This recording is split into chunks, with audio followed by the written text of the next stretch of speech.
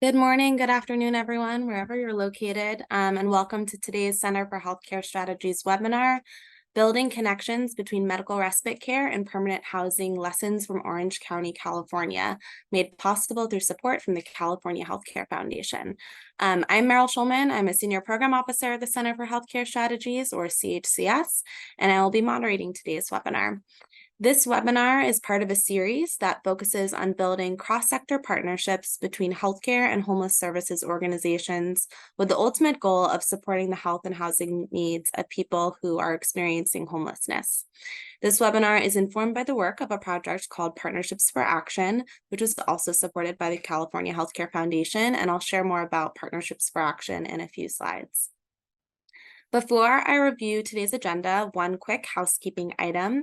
At the end of today's session, a brief online evaluation will pop up on your screen. Your feedback is really important to us. It helps inform the work that we do, and so we hope you'll take a moment to complete that survey. Next slide, please. Okay, so here we are at Welcome and Introductions. I'll be sharing shortly about who we are at CHCS for those of you who don't know us, what we do, and about the Partnerships for Action project that I mentioned, which is informing today's webinar. We'll then hear from the team of organizations working closely together in Orange County, California to create a continuum of care for people who are unhoused, moving from the hospital into medical respite care and ultimately into permanent housing. We'll then welcome our colleagues from the National Institute for Medical Respite Care at the National Healthcare for the Homeless Council to provide their perspective on the work happening in California and how that relates to what they're observing nationally in the medical respite care space. And then we'll have about 20-25 minutes for moderated question and answer. So throughout the webinar, if you have any questions, we encourage you to submit those via the Q&A icon located at the bottom of the screen. And we'll address those questions live once we get to that portion of the webinar. Next slide, please.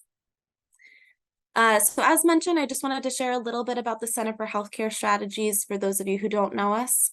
We are a nonprofit that's based in New Jersey that works with stakeholders nationally to strengthen healthcare services to ensure better and more equitable outcomes, particularly for children and adults served by the Medicaid program. We've been doing this work since 1995, and since then I've worked with every state in the nation. And more specifically, we partner with state and federal agencies, health plans, providers, community-based organizations, and consumers to make healthcare work better for people who face serious barriers to well-being, like poverty, complex health and social needs, and systemic racism.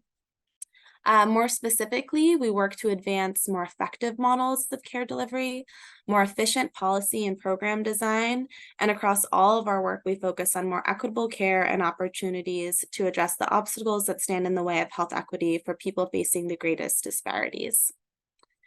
If we go to the next slide, you can see a little bit more about how we specifically do our work. So our work with Medicaid stakeholders focuses primarily on 5 broad strategies to promote innovations in healthcare delivery where they're needed most. So first and foremost, we're a knowledge organization. We're in the business of identifying and broadly disseminating what is working in the field. We also focus on driving policy improvements by analyzing and distilling evidence and insights to inform state and national policy. We have a team here at CHCS who also focuses on building leadership capacity to ensure that healthcare leaders at the state, plan, and provider levels all have the skills needed to succeed in their roles. We provide practical training, tailored technical assistance, and tools to help implement effective policy at the ground level. And finally, and kind of most relevant to today's event, we focus on spreading successes by helping peers and experts connect with each other across the country to learn from each other's work. Next slide, please.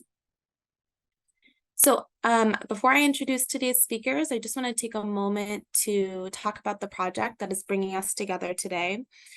So Partnerships for Action, California Healthcare and Homelessness Learning Collaborative is a multi-year initiative that is made possible by the California Healthcare Foundation. The goal of this project is to improve care delivery and health and housing outcomes for Californians who are unhoused by ultimately supporting collaboration between healthcare and homeless services organizations.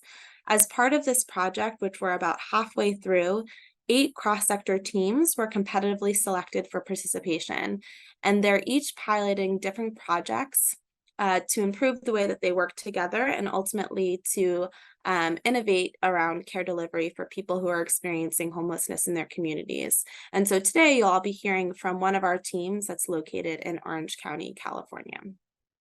Next slide, please. So now I'd like to just take a moment to introduce our presenters for today. So we're joined by Jordan Hoiberg, who's the Director of Housing Services at Illumination Foundation, Danielle Cameron, who's the Director of Program Development for CalAIM at Cal Optima. And then we're also joined by Sharon Bowles, who's the Research Policy and QA Analyst at the Orange County Healthcare Agency. After Jordan, Danielle, and Sharon present on the work that they're doing collaboratively, we'll hear from Julia Dobbins, who's the Director of Programs and Services at the National Institute for Medical Respite Care of the National Healthcare for the Homeless Council. And you'll hear a little bit more about Julia and her work there then. So with that, I am very pleased to turn it over to the team at Orange County. And Jordan, I'll pass the baton to you to get us started. Awesome. Thanks so much, Meryl. If we can move to the next slide.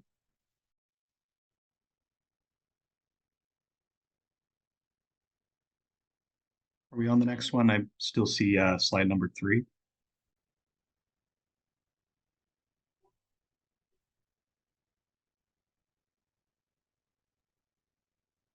Jordan, I do see the recuperative care and primary care slide for Illumination Foundation and IFMG. That is odd. It's showing as black on my screen. I could go ahead and get started. So my name is Jordan. I'm the Director of Housing for Illumination Foundation. We are a recuperative care provider and a permanent supportive and rapid rehousing provider based in Orange County. We're excited to talk to you today about our partnership with Cal Optima, our county's managed care provider, and our county's healthcare agency, targeting housing intervention towards high utilizers of emergency medical services. But before that, we wanted to give a bit of background about our agencies and how we relate to the CalAIM landscape. So basically, our organization, Illumination Foundation, worked with the healthcare agency during the Whole Person Care pilot program to provide recuperative care to Orange County's residents experiencing homelessness. And at the start of January 2022, our organization made a big pivot with the introduction of CalAIM to providing CalAIM services, community supports. And our goal as we made that pivot was to really try to put together a comprehensive package of community supports, layer them together, and then provide them as a targeted intervention towards the population that we work with. So these slides go a bit through our normative workflow with our clients. So generally speaking, our clients first interact with us when they're leaving the hospital or another clinical setting with an acute health condition that they need assistance with.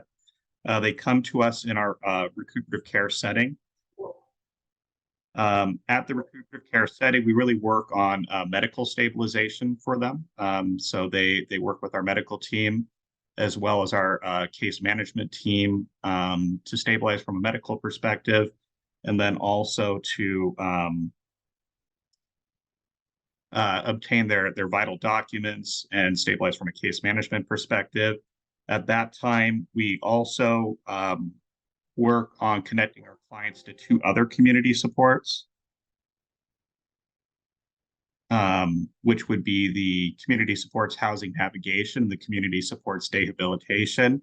And the goal there is to really try to connect our clients to housing interventions early on in their stay with us, as well as connect them to some programming that's going to work with them on their independent living skills so that we're preparing them for that transition to independent living in the community. One of the barriers that we found with recuperative care is that it only lasts for 3 months, right? It's really based on the client's clinical need. So as they hit that 3-month mark, we oftentimes aren't able to obtain housing within that time frame. So we will work on transferring our clients over to short-term post-hospitalization. The goal of short-term post-hospitalization being to keep our clients with us for another 6 months, where we can work with them on continuing that work on their independent living skills and their work on housing. So when they leave our care, they're transitioning to housing. So we can move on to the next slide, the purpose of STPH slide. Jordan, So I just wanted to chime in. I'm sorry to interrupt you. I know that you're having a technical difficulty on your end seeing the slides. So I'm just going to ask if we can pull our slides down and reload them, and maybe then that will resolve the issue. Thanks for bearing with us, folks.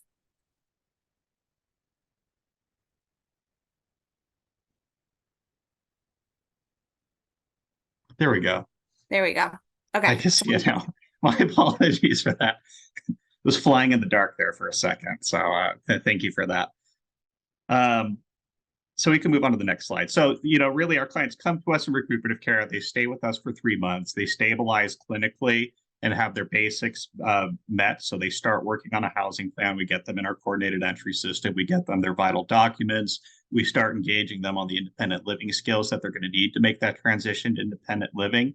And once they've clinically stabilized, we move them over to short-term post-hospitalization, where we really focus on drilling in on those independent living skills. So we do assessments to see where independent living skills gaps are that we could target with the day habilitation program.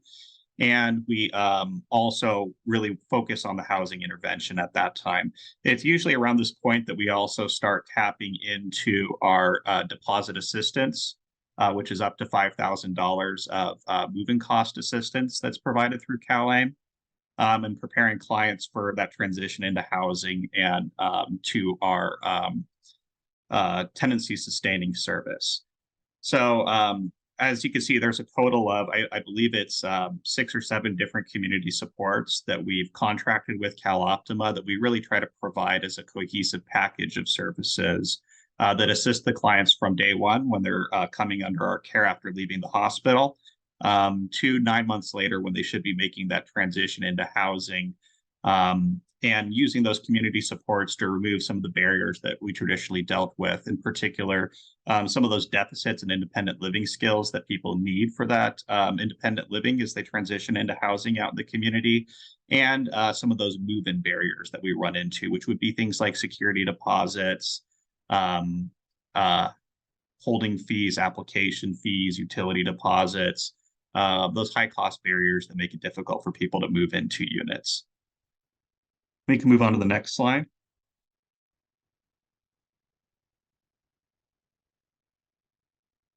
And you can see here, this is kind of our basic model, right? Where we want clients with us from that very first interaction all the way until they reach permanent housing. We call it a hub and spoke model, where people really come to our hubs, which would be like our recuperative cares and shelters, and then work with us to enter permanent housing with us. We can move on to the next slide. With that, I'll turn it over to Danielle from CalOptima to give some general information about her organization as well. Thanks, Jordan. Hi, everyone. Thanks for joining us today. I'm Danielle Cameron. I'm the Director of Program Development for CalAIM at CalOptima Health.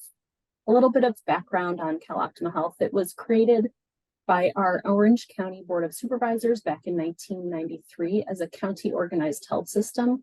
We are the sole provider of Medi-Cal to residents of Orange County.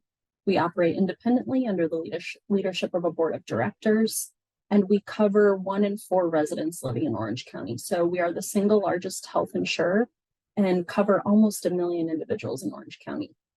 We rolled out CalAIM, the Medi-Cal expansion, in January of 2022, which included really a much broader look at what helps keep a person healthy. So beyond medical visits and going to your doctor's office, it's really looking at the whole person and how managed care plans like our organization can start to look at all of the implications of the social aspects of an individual's life and how that really plays a role in their ultimate health outcomes. And so through those new community supports, we've been able to broaden our network of providers to include groups like Illumination Foundation, who are in the community working day to day with our members on issues like housing and those supportive services they need. We've grown that contracted base of community organizations to over 60 in the last year and a half.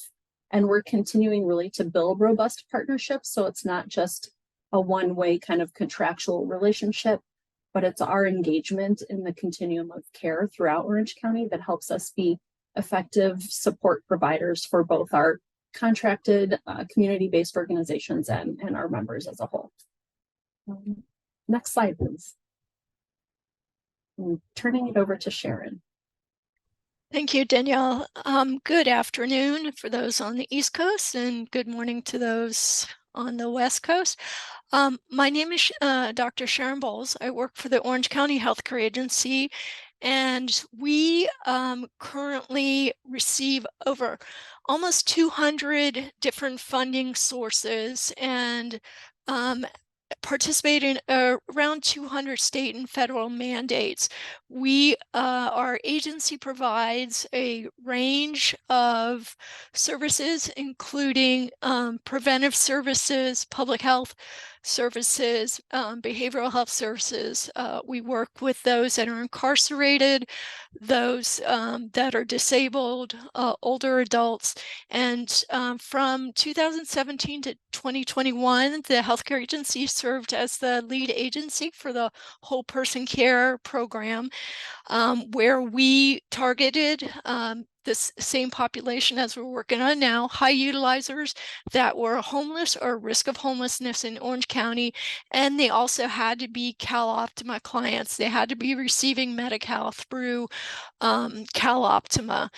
And through this program, we have worked to match clients with housing vouchers, and through the whole person care program we established really good working relationships with the 4 different housing authorities.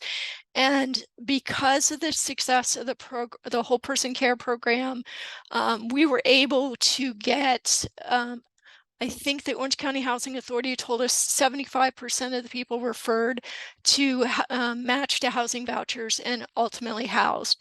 So based on that success is how we became involved in this initiative with CalOptima Health and ultimately Illumination Foundation, who was one of our partners under Whole Person Care. With that said, I'm going to turn it back to Jordan for to discuss our Partnership for Action program. Yeah, one of the big problems that we noticed during the rollout of CalAIM is that we had this really great package of services that could work with people when they're out on the streets and follow them all the way into housing. But the subsidized housing opportunities that our clients needed, oftentimes because of their disabilities, weren't really available to them to the extent that was needed. So we wanted to take a look to see if there was a way to increase the efficiency of our ability to match people to housing subsidies that they needed, and also to see if there was a way to match these subsidies to people who had the greatest need for them. So the other thing we noticed is that we had a lot of clients who were coming to us with high clinical needs, and they weren't necessarily getting matched to those housing opportunities first or in a very timely manner. So we wanted to see if there was a different way to prioritize to ensure that those people who are at the greatest risk of experiencing negative health outcomes on the streets or continuing to utilize emergency services could be prioritized for certain housing opportunities. So the CHCS was kind enough to come in and allow us to work collaboratively, between the Illumination Foundation, the CalOptima Managed Care Plan, and the Orange County Healthcare Agency to see if we could successfully house 20 people who were high utilizers of emergency medical services, utilizing our collaborative resources. We decided to define high utilizers as households or individuals that have 5 or more emergency department visits in the past 6 months, or 3 or more inpatient stays in the past 6 months. So people who are really going in and out of the emergency department, oftentimes repeatedly coming to us at recuperative care, but weren't receiving that final step, that housing intervention they needed to hopefully not have to go to the hospital quite as much. So we can move on to the next slide. So the CHCS allowed us to work together to come up with a workflow that involved all 3 of us. Basically, Illumination Foundation would work with CalOptima to identify all of our current clients that are enrolled in CalAIM services. and then use CalOptima claims data to identify which of our clients are high utilizers of emergency services. So which of our clients were going to the hospital the most. We were then able to work with the healthcare agency and leverage their relationship with the Orange County Housing Authority to target mainstream vouchers towards these high utilizers of medical services. And Illumination Foundation was able to utilize that package of community supports funded by CalOptima to provide the services that were the glue. So we can move on to the next. This provides a bit more of a detailed look at the partnership there and which agency is responsible for which part of the workflow. So you can see CalOptima's main role there is identifying which of our clients are utilizing qualify as high utilizers of medical services. They also work with us to really enable us to provide innovative services to these high utilizers, which we'll talk about in a bit. Illumination Foundation operates as the service provider. So we provide all the recuperative care, short-term post-hospitalization, and housing services to our high utilizers. And the healthcare agency was able to leverage their existing relationships from whole person care to ensure that these high utilizers of medical services were able to access mainstream vouchers. We can move on to the next slide. And we wanted to talk about some of the strategies for success that we have seen in this program. So I'll turn it over to Sharon to talk. Thank you. Jordan has mentioned several times our relationship with the Orange County Housing Authority. And it's through that relationship that at the beginning of our program, when I went to them asking if they could set aside vouchers from their mainstream program. And again, mainstream vouchers, they have criteria. The client has to be between the ages of 18 and 62. If they turn 62, they're not eligible for the mainstream vouchers, although there are other types of vouchers available. They have to be disabled. They have to be a Medi-Cal client, again, with CalOptima Health. What was surprising and what was wonderful is that they agreed to set aside 10 vouchers a month for this program. And they even recently came to us and said they would take 6 a week. And Danielle will talk in a minute some of the difficulties we've had recruiting clients. However, our opportunities for vouchers are there. And Illumination Foundation has also worked with CalOptima Health for reimbursements for the community support services through CalAIM. Next slide, please. In terms of other relationships and partnerships, there also is services such as the day habilitation and short-term post-hospitalization that Jordan mentioned that is also funded through CalOptima via CalAIM. And this program also uses CalOptima funding for Illumination Foundation's Whatever It Takes program, which provides additional resources for the clients to hopefully remove the barriers. Jordan mentioned that the clients have a housing deposit or other supportive services for $5,000 as a one-time benefit. So this Whatever It Takes program provides for additional resources that may get rid of any barriers that the clients may have in terms of being able to afford housing or afford the furniture, etc. And then CalOptima Health also has a partnership with Chrysalis and Illumination Foundation to make sure that this program is sufficiently staffed. And we all know that some of the programs have been having staffing issues, so it's a great extra funding to make sure that there is adequate staffing that is going on at Illumination Foundation. And with that, I'm going to turn it over to Danielle to talk about data sharing. Thank you, Sharon. So data sharing, I think, is a strategy for success in this project. It also is a barrier to success. And it also represents such potential for evolution and growth of the project. So in terms of strategies for success, it's the critical component of identifying based on Illumination Foundation's caseload, comparing that to our high utilizer data, understanding who IF can prioritize for this service, for these vouchers, for accessing this kind of different level of intervention that leverages what CalAIM makes possible, but takes kind of the next step approach. It's also been a barrier to success as we've been doing this work because of HIPAA and the sensitivity to sharing any type of data around our members and patient experience, but also balancing that with the opportunity that we have to connect these individuals to such a great resource. We've had to mitigate some of those issues, but I also think there's massive potential here to look a layer deep.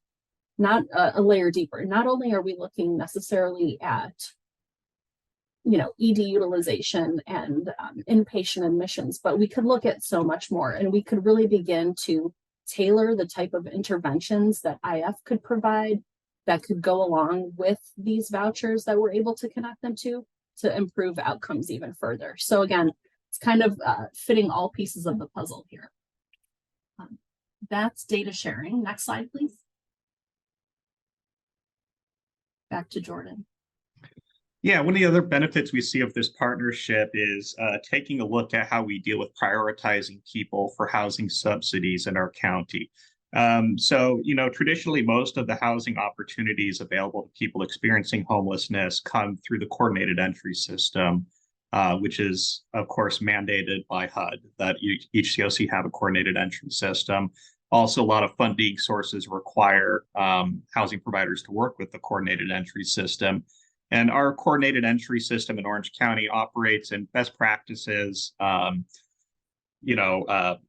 coordinated entry systems, which traditionally prioritize people for housing opportunities based on their length of homelessness or based on a vulnerability index assessment tool like the VI-SPDAT. And we see prioritizing people utilizing claims data based on their utilization of emergency services as an alternative model to that. And as a consequence, we think that could actually decrease the wait time for housing subsidies for people who are highly vulnerable and would likely experience negative health outcomes on the streets. And also, if we move on to the next slide, would allow us to circumvent some of the issues with using vulnerability index assessment tools. For example, they could be re-traumatizing, they can contribute to assessment traps and care planning, and they can be manipulated by program staff across the coordinated entry system to give their clients higher scores, right? So we see this as an impartial system that's a different way of looking at prioritizing people for housing opportunity. We also think that claims data could be used to help guide matches for particular housing subsidies with disability-related requirements. So, for example, here in California, we have MHSA-funded requirements that require particular mental health diagnosis, so a serious and persistent mental illness. And we think claims data could be used to help identify which clients do qualify for those opportunities. And then claims data could also be used to help inform targeted outreach of ECM and community supports when used in conjunction with existing platforms and systems like HMIS. So CalOptima is using HMIS data to identify which of their members might identify for these community supports. Move on to the next slide. And then, of course, the partnerships are the glue that hold all this together. So as you heard at the start with our workflow, Illumination Foundation plays an important role because we actually provide the services to the clients. We have existing relationships with other homeless service providers and with our clients through operating for 15 years. CalOptima plays an incredibly important role as a funder, working closely with us, and the healthcare agency plays an important role as an existing organization that has relationships built through the whole person care program. So we see CalAIM as bringing different entities together that would not have traditionally worked together to provide innovative strategies that will help our clients get the housing services they need in a more timely manner. We can move on to the next slide. And we wanted to talk a bit about some of the barriers as well. So I'll turn it over to Danielle. Yeah, just real quick to come back to the concept of data sharing.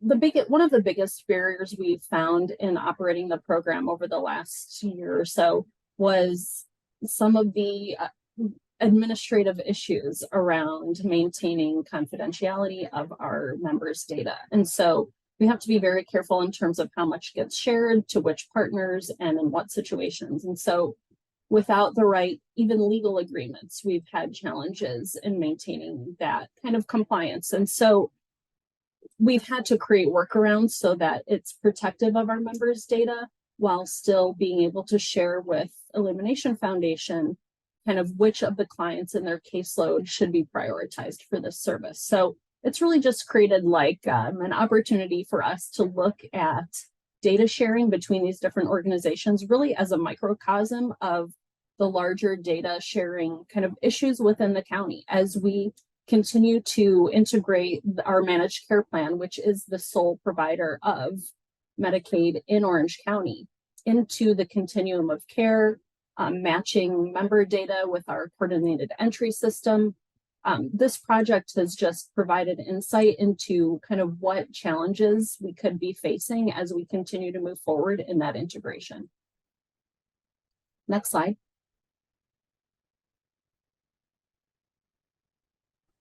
Another barrier, yeah, back to Jordan.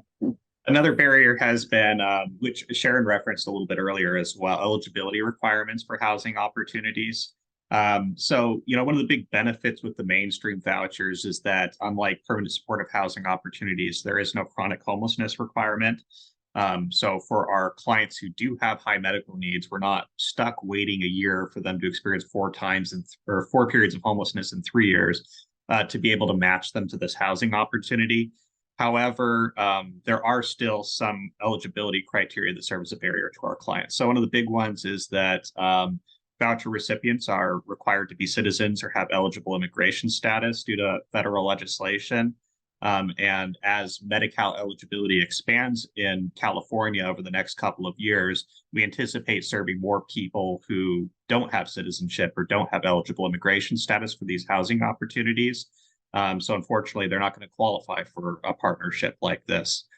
We also would note that mainstream vouchers require households be between the ages of 18 and 62. A lot of our high utilizers are of course older in age. This is also the fastest growing homeless population, and they unfortunately don't qualify for these mainstream vouchers as well. And this is where we think it's important to work with federal partners as well to try to limit some of these barriers and see where there are opportunities for innovation. Just to provide an example, Los Angeles County recently received a waiver from the federal government regarding documentation that they're required to provide for these housing opportunities. We can move on to the next slide. And that is our presentation. Sharon, Danielle, and Jordan, thank you so much. Not only did you give such great context about the environment that you're operating in, but it was really interesting to hear about the work that you're doing and the challenges you've encountered and how you're working through them. So at this point, I'm very pleased to turn it over to Julia Dobbins, who is the Director of Programs and Services at the National Institute for Medical Respite Care at the National Healthcare for the Homeless Council. Julia, you have the floor. What a mouthful. Thank you, Meryl. I really appreciate it. And thank you for having us. We really appreciate being a part of the conversation today. Like Meryl said, my name is Julia Dobbins. I work for the National Healthcare for the Homeless Council. My title is Director of Medical Respite. And the council has been doing work in medical respite care and recuperative care for decades now. And in the summer of 2020, we launched the National Institute for Medical Respite Care, or NIMARC. And really the goal of the Institute was to continue to do the work that we've been doing for years, which is supporting communities in the development of their medical respite services and working to develop best practices in medical respite and recuperative care, but also to do more work in how do we integrate recuperative care services into systems? How do we make sure we're able to sustain recuperative care system-wide? So more conversations with hospital systems and managed care systems. I always love being on webinars with CalOptima and Illumination Foundation because these are just two entities that are so innovative and are always thinking forward. And it's no surprise that they're based in California, because California has really been 10 years ahead of the rest of the states as it relates to recuperative care innovation. And there are a lot of reasons for that. There are funding opportunities in California that don't exist everywhere. Certainly, the number of people experiencing homelessness is different in California than other places. But California represents about 35% of all recuperative care programs. And all eyes in the recuperative care world have been on California for the last few years, as California has been the first state to take this step to make recuperative care a Medicaid reimbursable service. And so there's been some pressure on California to pave this new road, and people are watching and seeing what's going well, what's not going well, what to reinvent, and what to take from the lessons learned in California. And there are now 7 or more states that are moving forward with making recuperative care a reimbursable service. So there's been a lot of attention on California, but I want to zoom out a little bit and just talk more broadly about the role of relationships, partnerships, and collaborations in recuperative care services. At the center of the work of recuperative care programs, of course, is client-centered, trauma-informed care. But in order for recuperative care programs to achieve their mission, the mission of this work, they have to be working in collaboration with other resources and community providers. They cannot do this work in a silo. They can't do it well alone.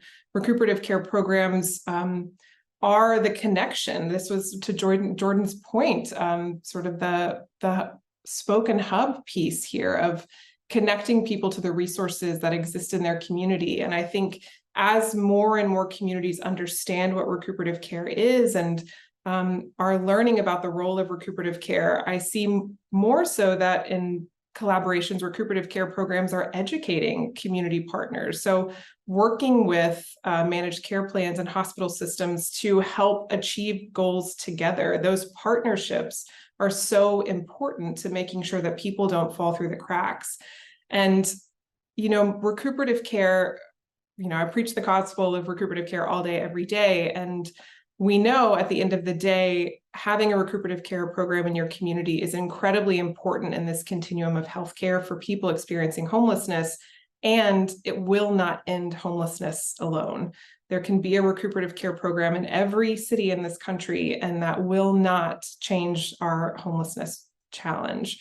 So it is incredibly important for recuperative care programs to take on the role of partnering with housing providers, to build that network, to understand what coordinated entry looks like in their community, to understand how to connect people with housing.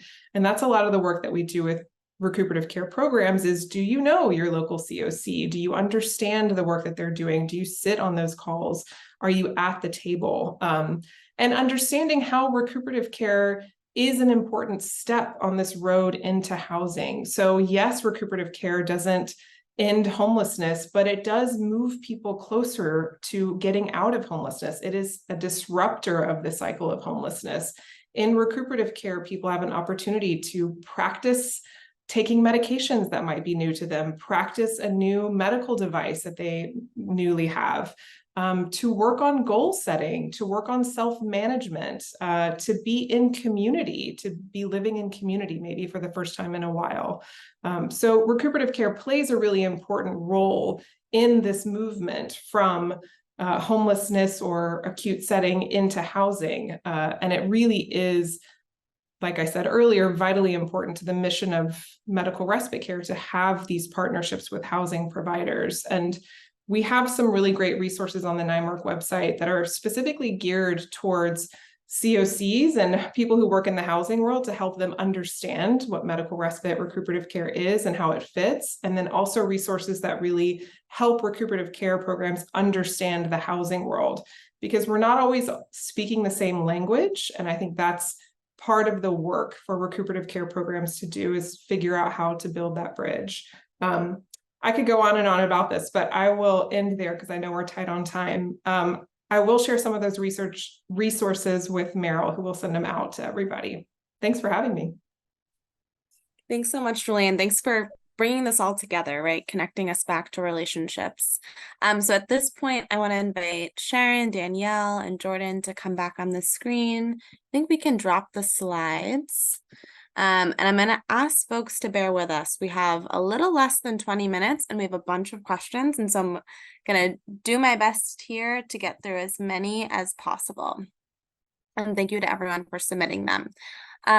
Okay, so a question from an attendee is, does everyone need the full 9 months in medical respite and then short-term post-hospitalization housing in order to locate / find housing? This person referenced that they're looking at only doing 6 months. I'm not sure who's best positioned to answer this from the Orange County team. Jordan, can I turn it to you?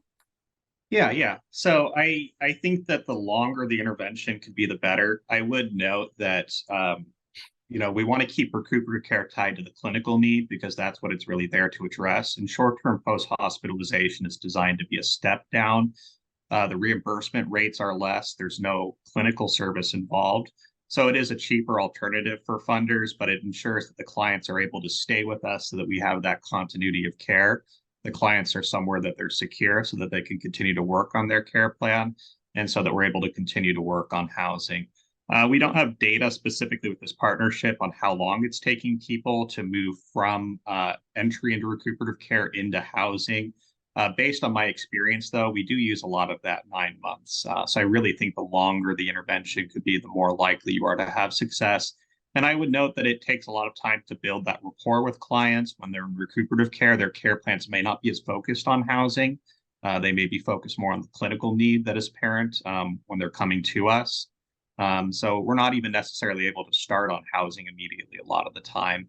And then at that point, we have to work on that connection to the housing subsidy. We have to work on building the skills that the client needs to be able to look for their unit. And then we have to work on being able to access some of those resources that are going to overcome barriers so that subsidy can be effectively used. And that involves a lot of collaboration with community partners that takes time. So I think the longer, the better there. But that STPH, short-term post-hospitalization, provides a cheaper alternative for clients to be with us longer so that that housing outcome is effective. Thanks, Jordan. And then just a quick follow-up question from Beck. Beck, thank you for your question. Could you share again what the parameters are for high utilization, how you're defining that? Yeah, so it's 5 or more emergency department visits in the past 6 months, or 3 or more inpatient stays in the past 6 months. Thank you. So another question from the audience, how does the Orange County team ensure that there's placement of these vouchers when it's difficult to actually place people in housing in Orange County? Curious to hear how you're thinking about this. And CalOptima, Danielle, I know that CalOptima has made investments in the space. I don't know if you want to speak to that as well.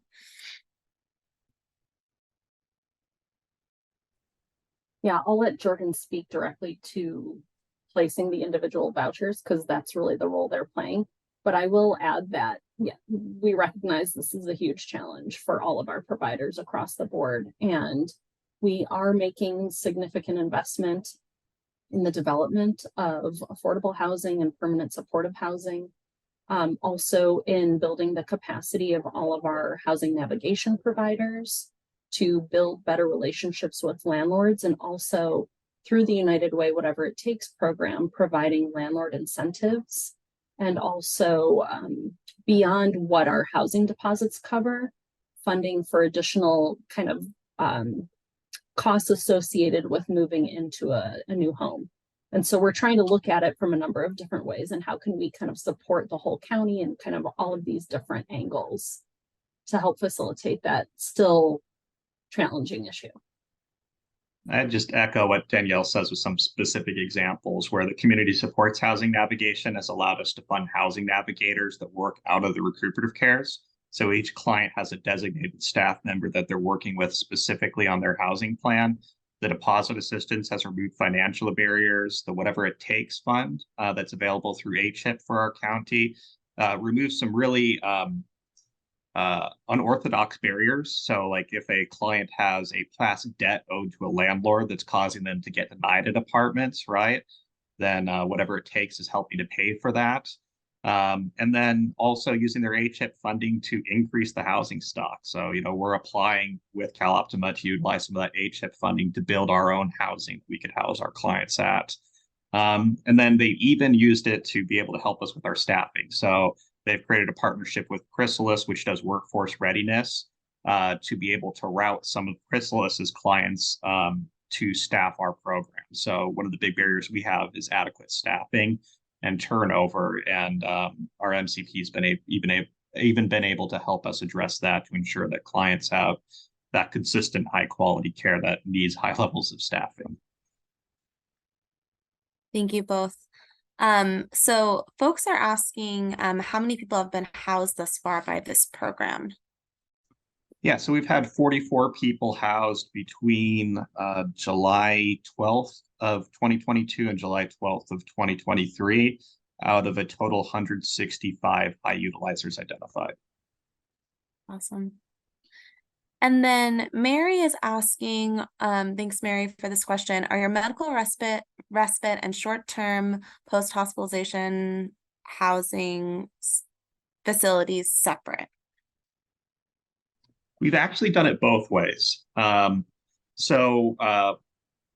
our Orange County facility, we had them housed under one roof. Some benefits we saw with that is that when clients move over to short-term post-hospitalization, their clinical needs don't magically disappear. So having the medical staff on site still to help them as emergent needs come up has been useful. However, we really want to promote independence in short-term post-hospitalization.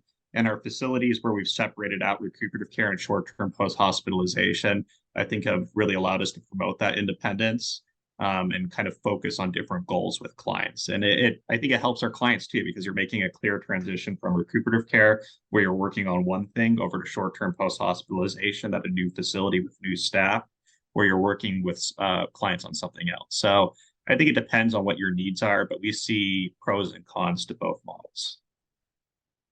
Thanks, Jordan. Okay, I'm gonna try and get through a few more. So Patty is asking, can clients who have ADL needs, do you allow them into the medical respite program and coordinate care? I think she's trying to understand how that works. And then, so maybe I'll have the Illumination Foundation team answer this. And then Julia, I'd be curious from your perspective, what your response would be for the broader field of medical respite. So communication is huge for us there. We do a lot of back and forth with the hospitals and kind of determining specifically what the ADL needs are to see if it's something we can accommodate. We're not a licensed facility, so we can't help people who have issues with self-transfer or other issues with their ADLs. So we do have to be careful. We want to ensure the client is receiving the proper level of care that they need. That being said, we know that placement in skilled nursing facilities or assisted living facilities could be quite difficult. And we do oftentimes end up with clients that have some difficulties with their activities of daily living. And our MCP has been a great partner with that. We've been able to work with them to, under very specific circumstances, keep clients in recuperative care longer while we work on an assisted living facility connection if they have that ongoing clinical need, so that they have access to that medical staff instead of moving over to short-term post-hospitalization. And we've done that really because we find if clients are coming to us with no income, getting them connected to SSI, SSDI, and an assisted living waiver is a process that takes about 9 months, and they need ongoing care that entire time. And I would also think Julia could talk to this about some of the step up services that come with CalAIM and the community supports as well. So we talk about ADLs every day in our work. This is such a challenge, and it does seem like across the board, across the country with all of our medical respite and recuperative care programs, that this is becoming more of a challenge as our folks are just aging and more fragile. And ADLs can be a little gray. It's not as black and white always as it seems. And so I think to Jordan's point, a lot of programs really try to drill down on, okay, well, what do we mean by incontinent, and how is that manageable in this recuperative care setting? Is that part of self-management that we can work on with them? And like Jordan said, Illumination Foundation is not a licensed facility, and most medical respite and recuperative care programs across the country are not licensed facilities. So there are liability concerns, not just for staff, but safety for clients that we're concerned about as well. So this is really important, a really important issue. And there's a lot of pressure on recuperative care programs right now to take folks who have more ADL needs, because that is desperately needed, because there are not other options. Other resources are not really stepping up into this space. And so often recuperative care programs are asked to. And so there are communities that are looking at or exploring bringing in non-clinical caregiving support into recuperative care spaces to figure out, is this something that could work or could not work? This is a challenge. I will just say this isn't perfect right now in recuperative care. It is a struggle. And this is the source of some tension between hospitals referring to recuperative care programs and recuperative care programs really feeling like there is nowhere else except for us. And so if we don't take this client, there's no safe place for them to go. So this is a challenge, I would say. I'd also quickly note we've built what we call a base return option into our contracts with the hospitals we work with. So the clients can come to us for 24 hours, and during that 24-hour period, we can determine if they're really able to function in our environment. And if not, we're able to turn them back to the hospital. And that gives us a lot of flexibility to take people that we might be kind of concerned about and see if it really is a good fit or not. And I think that flexibility has been great for us. Thank you. Sorry, Meryl, Yes, super fast. Sorry.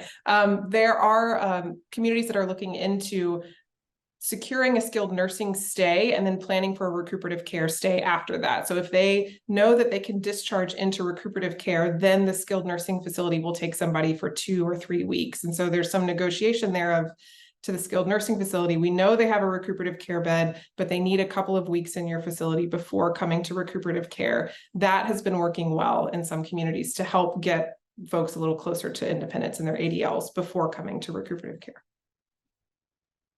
Thank you both. So Sharon, a question for you. You spoke about the existing relationship that HCA had with the Housing Authority and how that helped this this project in reserving those housing vouchers.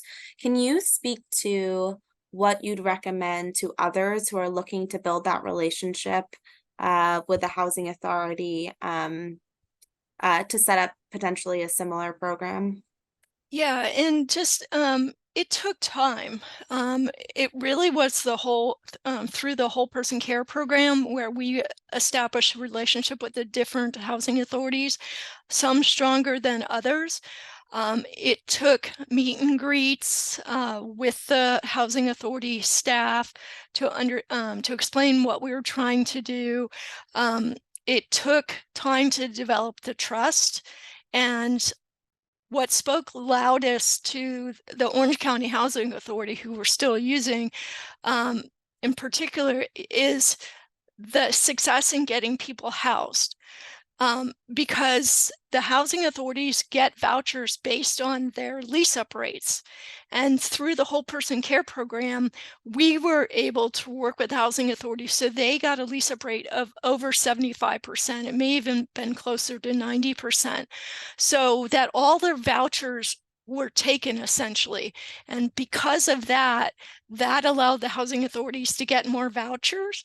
And through that experience, when we approached them with this project to explain what it was and would they set aside vouchers, they said yes, mainly because of their outcomes, because we were able to work with them and the providers to really streamline the process of how do we determine if they're high utilizers. We have a referral form that checks off the criteria for mainstream vouchers, which at the time were, again, 18 to 62 disabled on Medi-Cal. So having the Orange County Healthcare Agency verify or really verify the client's status, that took away a lot of the steps that the housing authority had to go through. So their process became more efficient and they saw the higher outcomes. And through that, and just being on the phone with them, meeting with them on a regular basis, the trust was developed. So when we went to present this project, they were all in. And as I said earlier, they've even come to us recently, said they would take 6 referrals a week, which is pretty amazing, to think that they would give up, almost 40 vouchers a month for this project. But because of the outcomes is what has led to us continuing and experiencing success with them. But it took time. Thanks so much, Sharon. Great advice. So Jim is saying wonderful presentation and great program. Congratulations. Thank you, Jim, for your question. He's asking, do you have a control group, either randomized or observational? Most of our previous studies of high utilizers have been justly criticized for failing to recognize what researchers call regression from the mean, i.e. most high utilizers this year will not be high utilizers next year, whether housed or not. So how can we measure the effect of recuperative care and housing without a control group? Just curious if anyone has a response to that and how you're thinking about this. Danielle, I saw you unmuted yourself. I would say we are in the process of designing how we're going to look at the outcomes. I mean, we certainly have data that Jordan mentioned, and we're tracking some of that information, but we are thoughtfully considering the different ways in which we can measure, yes, the effectiveness given that situation. And this is Sharon. I'd like to add that we, for the first year, we actually were able to track those that were high utilizers over time. And we did find that a significant portion, if they're a high utilizer in July 22, we're still a high utilizer in December, and then even in this July.